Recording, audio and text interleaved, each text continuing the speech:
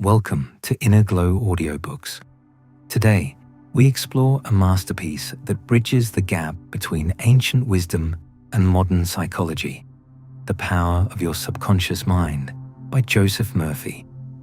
Imagine you are standing in front of a massive, locked vault filled with every resource you could ever need: confidence, healing, and abundance. The key to that vault isn't in a new country or a better job. It is the thoughts you feed your subconscious mind. Joseph Murphy teaches us that your subconscious is a creative medium that doesn't argue, it simply accepts the blueprints you give it. If you tell yourself you are failing, it will ensure you see failure. But if you claim your power, your reality must follow. Part 1. The Master and the Servant, the Architecture of the Mind. To understand your life, you must first understand that you possess a dual mind. Most of us live entirely in our conscious mind, believing it is the only force at play. But beneath the surface lies the subconscious, a silent, tireless giant that never sleeps. Think of your mind like an iceberg. The conscious part is the tip you see above the water. It's where you logic, reason, and make choices. But the massive weight beneath the water, the part that determines the iceberg's direction in the ocean currents, is your subconscious. It is the seat of your emotions, your memories, and your involuntary life functions. The conscious mind, the watchman at the gate. Joseph Murphy describes the conscious mind as the watchman at the gate. Its primary job is to protect your subconscious from false impressions. When you move to a new country and face challenges, your conscious mind made an observation. This is hard. I feel out of place. Because you are the master of your thoughts, your conscious mind then had a choice. It could have filtered that thought out. Instead, by repeating it, the watchman stamped that thought as a truth and passed it down to the basement of your mind, the subconscious mind, the soil that never judges. Here is the most profound secret Murphy shares. The subconscious mind does not argue. It has no power to voice an opinion or offer a rebuttal. The garden metaphor. Your subconscious is like a plot of rich, fertile soil.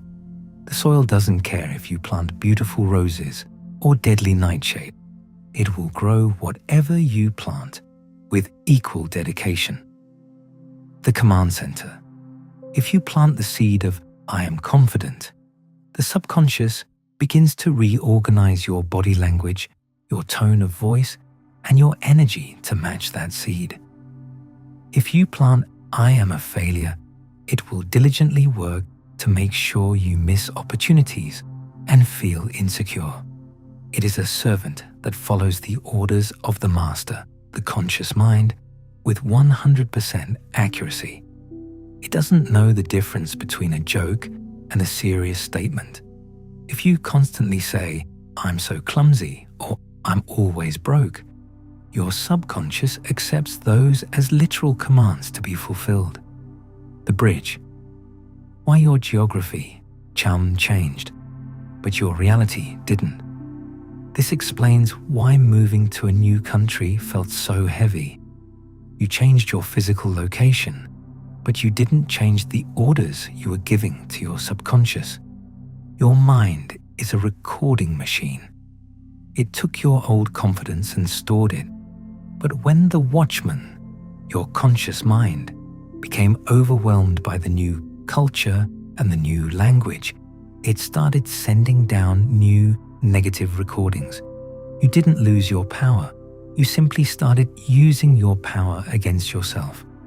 You began manifesting a reality of struggle because your subconscious was simply being a loyal servant to your new negative thoughts. Remember, your subconscious mind is the builder of your body and the architect of your circumstances.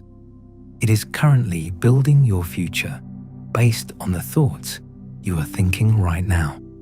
In our next segment, we will learn exactly how to fire the old negative watchman and start giving the subconscious the blueprints it needs to build the life of your dreams. Part 2. The Law of Belief. It is done unto you as you believe. In Part 1, we learned that the subconscious is a servant. In Part 2, we explore the law that governs that servant, the law of belief. Joseph Murphy makes a bold claim. It is not the thing you believe in that brings the result. It is the belief itself in your own mind that creates the outcome. This is why two people can move to the same city. One finds opportunity and friends, while the other finds isolation and hardship. The difference isn't the city, it's the internal law they are operating under. The science of the heart. What is a belief? To the subconscious mind, a belief is not just an idea, it is a mental blueprint. The difference between hope and belief. Many people hope for things. They hope they will be confident again. They hope they will succeed in their new country. But Murphy explains that hope carries the energy of lack. It implies you don't have it yet. 2. Stories about others. The mirror of humanity. These are the lessons learned from mentors, friends, or even strangers on the street. This type of storytelling is powerful because it proves you are a student of life. It shows your audience that you possess the humility to watch, the empathy to listen, and the wisdom to learn from someone else's journey. When you tell a story about a mentor's kindness or a stranger's quiet resilience, you are acting as a mirror. You are showing the listener that wisdom is all around us. If only we have the eyes to see it. It shifts the focus from me to us, creating a shared experience of what it means to be alive. 3. Success stories. The blueprint of possibility. Finally, we have stories of impact. Real-world examples of how an idea, a habit, or a mindset shift changed a life. This is not about bragging. It is about providing a lighthouse for those lost at sea. A success story is a proof of concept. When you tell the story of someone who transformed their health or rebuilt their career from nothing, you are providing the listener with something more valuable than information. You are providing hope. You are showing them that the path is real, the destination is possible, and that they have the map in their hands. The inner glow. Reflection. In your life, your narrative is your destiny. Every day, you are the author of the story you tell about your past, your present, and your future. Are you telling a story of growth or a story of stagnation? Remember, the world will always believe the story you have the courage to tell. Part 3. The neuroscience of novelty. We move now from the heart to the brain. Pillar number 4 is a concept that every creator, leader, and parent must understand. Teach me something new. The human brain is an ancient machine designed for survival. Because of this, it is programmed to ignore the familiar. Think about your drive to work. You probably don't remember every turn or every tree. Your brain has automated that information to save energy. But if a bright purple house suddenly appeared on your route, you would notice it instantly. That is novelty. When you present a novel idea, a new way of looking at a problem, the brain releases a chemical called neuregulin. This chemical tells the brain, pay attention, this is new, this might be important for survival. In Talk Like TED, Gallo explains that the most successful speakers don't just give information, they give a revelation. They take a topic we think we know, like education or stress or diet, and they flip it on its head. The inner glow reflection. Look at your own life. Are you stuck in a familiar loop? To grow, you must introduce novelty into your own mind. Read a book outside your niche. talk to someone with a completely different worldview. When you feed your brain novelty, you unlock a level of creativity that the familiar world can never provide. You become a person who doesn't just repeat what others say, but someone who sees what others miss. Part 4. The jaw-dropping moment. This brings us to one of the most famous pillars in the book, the jaw-dropping moment. Gallo calls this an EMO, an emotionally competent stimulus.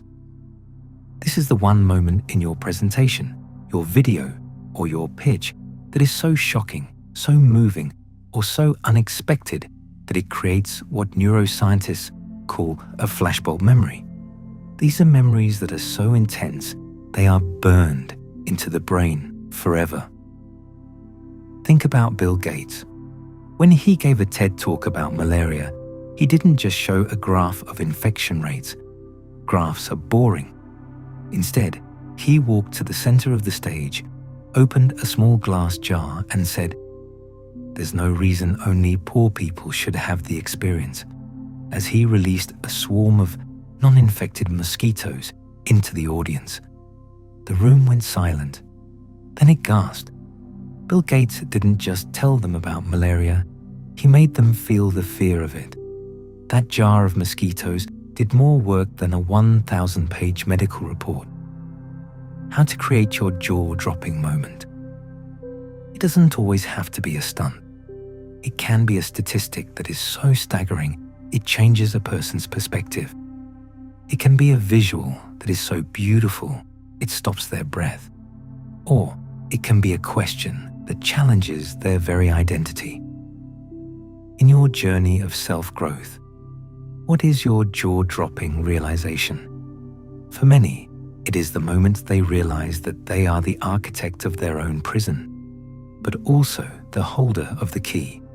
That realization is an EMO. It is the moment the inner glow turns from a flicker into a flame. Part 5. The 18-minute miracle. Pillar number 7 is perhaps the most practical of all. The 18-minute rule. Why did the creators of TED choose 18 minutes? It wasn't a random number. It was based on the science of cognitive backlog. Scientists have found that listening is an active, energy-consuming process. Around the 15 to 18-minute mark, the brain begins to experience mental fatigue. It starts looking for the exit. Carmine Gallo points out that some of the most important speeches in history were even shorter. The Gettysburg Address was 2 minutes long. JFK's inaugural address was 14 minutes. If you cannot explain your world-changing idea in 18 minutes, you probably don't understand it well enough. The lesson for your inner glow. We live in an era of over-information. We are constantly drowning in data, but starving for wisdom. The 18-minute rule teaches us the power of editing. To grow, you must decide what to keep and what to cut. What are the extra habits, the extra worries, and the extra words that are cluttering your life? When you simplify your message, you amplify your impact. Part 6. The authentic glow. Finally, we reach the 9th and most important pillar. Be authentic, open, and transparent. You can master the storytelling, you can release the mosquitoes, and you can stick to the clock. But if the audience feels like you are wearing a mask, they will never trust you. In talk like TED, Gallo notes that the most viewed speakers are the ones who are vulnerable. They don't pretend to be perfect. They share their scars, not just their trophies. Authenticity is the inner glow we speak of on this channel. It is the alignment of your words with your soul. People can smell fake from a mile away, especially in the digital age. They don't want a robot. They want a human who has struggled and survived. As we conclude this deep dive, remember this: communication is not about talking, it is about connecting. Whether you are on a red carpet in Vancouver or sitting across the kitchen table from your child, your goal is to be fully present. Use these 9 pillars not to manipulate, but to manifest. Use them to bring your ideas into the light. Conclusion: you have just finished a deep dive investment into your most valuable asset, your mind. As we bring this journey through Talk Like TED to a close, take a moment of silence for yourself. We often think that the world's greatest speakers, the ones who move millions, were born with a silver tongue. We assume they never felt the cold sweat of anxiety or the crushing weight of being misunderstood. But the truth is much more human. Every great voice you've ever heard started as a whisper in a dark room. Every world-changing idea started as a fragile thought that someone was brave enough not to hide. The inner glow we talk about on this channel is not a performance. It is a homecoming. It is the moment you stop trying to sound like the person you think you should be and start honoring the person you actually are. Carmine Gallo's secrets are powerful, yes, but they are merely the matches. You are the flame. You don't need to be perfect to be impactful. In fact, your imperfections, your stumbles, your scars, your unique perspective are the very things that will allow your audience to see themselves in you. They aren't looking for a hero. They are looking for a human. My challenge to you today is a deeply personal one. Somewhere in your life, there is an idea you've been holding back. There is a story you've been afraid to tell. There is a version of yourself that is tired of playing small. Take one lesson from today, just one, and use it to build a bridge to someone else. Speak your truth, even if your voice shakes, because the world is not changed by people who have all the answers. It is changed by people who have the courage to share their questions. Thank you for trusting Inner Glow with your time today. It is the most precious thing you own, and we don't take it lightly. If this hour moved you, join our family. Subscribe and let us walk this path together. Comment below with the word GLOW if you are ready to stop hiding and start sharing. Until we meet again, don't just speak, connect. Don't just exist, shine. Stay bold, stay human, and always stay glowing.